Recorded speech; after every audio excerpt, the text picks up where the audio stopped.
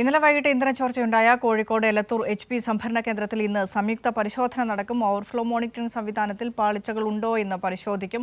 AK Latheesha സംഭവസ്ഥലത്ത് നിന്നും ചേരുന്നുണ്ട്. ലതീഷ, ഇപ്പോൾ ഏത് രീതിയിലുള്ള പരിശോധന, എന്താണ് ഇപ്പോൾ സംഭവസ്ഥലത്തെ ഒരു പശ്ചാത്തലം?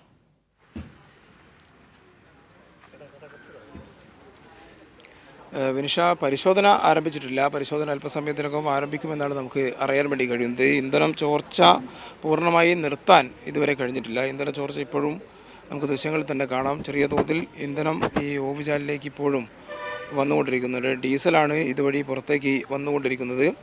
അത് പൂർണ്ണമായും അടച്ചു അല്ലെങ്കിൽ പരിഹരിച്ചു എന്നാണ് ഇന്നലെ രാത്രി HP അധികൃതർ ജില്ലാ ഭരണകൂടത്തെ അറിയിച്ചിരുന്നതെങ്കിലും അത് പൂർണ്ണമായി പരിഹരിക്കാൻ കഴിഞ്ഞിട്ടില്ല എന്ന് തന്നെയാണ് മനസ്സിലാക്കാൻ വേണ്ടി കഴിയുന്നത്. ആളുകൾ എന്തായാലും വലിയ പ്രതിഷേധത്തിൽ തന്നെയാണ്. നാട്ടുകാർ ഇന്നലെ വൈകിട്ട് മുതൽ ഇതുമായി ബന്ധപ്പെട്ട് ജില്ലാ ഭരണകൂടത്തെയും ഫയർഫോഴ്സിനെയും പോലീസിനെയും ഒക്കെ വിവരം അറിയിച്ചത് നാട്ടുകാർ തന്നെയാണ്.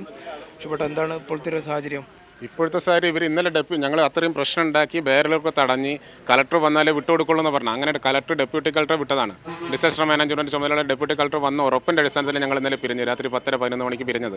അപ്പോൾ ഒരു പറഞ്ഞ പ്രശ്നങ്ങളൊക്കെ തീർന്ന് ഇന്നലെ ഞങ്ങൾ നിൽക്കുമ്പോൾ തന്നെ ഒരു 2500 ലിറ്ററോളം അപ്പം കൊണ്ടുപോയി, 12 ബാരൽ കൊണ്ടുപോയി. അത് കഴിഞ്ഞ് ഞങ്ങൾ കിടന്നുറങ്ങിയ ശേഷം ഒരു മെഷീൻ കൊണ്ടുവന്ന് വലിച്ചെടുത്ത് വീണ്ടും എത്രയോ ബാരൽ കൊണ്ടുപോയിട്ടുണ്ട്. ഇത് കഴിഞ്ഞ് ഇന്ന് രാവിലെ ഫ്രഷ് ഡീസലേ വരുന്നത്. നിങ്ങൾക്കാണ് വെള്ളത്തിൻ്റെ അംശമില്ല. ഇവർ ഇത്രയും വലിയൊരു പൊതുമേഖലാ സ്ഥാപനത്തിൽ ഇതുപോലൊരു ക്രൈസിസ് ഉണ്ടായാൽ പരിഹരിക്കാനുള്ളതായ കുറച്ച് പഞ്ഞിക്കട്ടകളാണ്.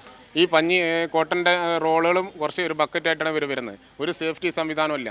ഇത്രയും തിങ്ങി നിറഞ്ഞ ആളുകളാണ്. ഒരു 5 മിനിറ്റ് കിഴക്കോട്ട് നടന്ന പുഴ 5 മിനിറ്റ് പടിഞ്ഞാറോട്ട് കടലുള്ളൊരു ഏരിയയാണ്. മത്സ്യത്തൊഴിലാളികളൊക്കെ തിങ്ങിപ്പാർക്കുന്ന മേഖലയാണ്. ഇവിടെ ഒരു സേഫ്റ്റി സംവിധാനം ഇല്ലാണ്ടാണ് ഈ HPC സംവിധാനം ഇവിടെ പ്രവർത്തിക്കുന്നത്. ഇത് ഈ രീതിയിൽ സ്ഥാപനം ഇവിടെ പ്രവർത്തിക്കാൻ പാടില്ല. കലക്ടർ ഇടപെട്ട് അടിയന്തരമായിട്ട് സ്റ്റോപ്പ് മെമ്മോ കൊടുക്കണം.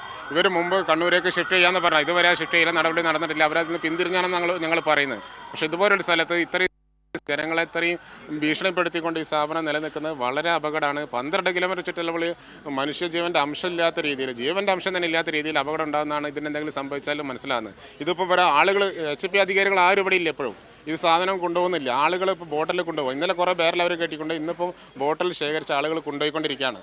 ഇത് ഇങ്ങനെ കൊണ്ടുപോയി കഴിഞ്ഞാൽ എന്തെങ്കിലും ഒരു തീപ്പെട്ടിക്കൊള്ളിയോ സിഗരറ്റ് കുറ്റി, ഇത് വലിയ അപകടം ഉണ്ടായി. നമ്മളെ കൈപ്പിടിയിൽ ഒതുങ്ങാത്ത ഗുരുതരമായ സാഹചര്യം ഉണ്ടാകും. അതിൻ്റെ ഗൗരവം എന്തായാലും കലക്ടർ കൊടുക്കണം. കലക്ടർ ഇതിന് സ്റ്റോപ്പ് മെമ്മോ കൊടുക്കണമെന്നാണ് നമ്മൾ ആവശ്യം.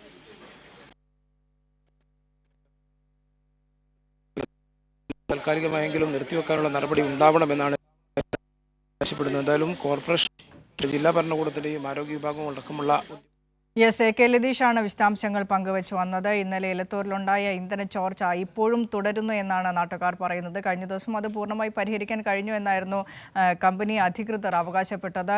ഏത് തരത്തിലാണ് അവിടെ അത്തരത്തിലൊരു ചോർച്ചയുണ്ടായത് എന്ന കാര്യമൊക്കെ പരിശോധിച്ച് നടപടിയെടുക്കുമെന്നും പറഞ്ഞിരുന്നു. പക്ഷേ ഇപ്പോഴും സംഭവസ്ഥലത്ത് ഇന്ധന ചോർച്ചയുണ്ടാകുന്നു. ചെറിയ തോതിലെങ്കിലും ഇന്ധനം അത് അഴുക്കുചാലിലേക്ക് പോകുന്നു. അത് വലിയ രീതിയിലുള്ള ബുദ്ധിമുട്ട് സ്ഥലത്തുണ്ടാക്കുന്നു എന്ന് തന്നെയാണ് നാട്ടുകാരുടെ പരാതി.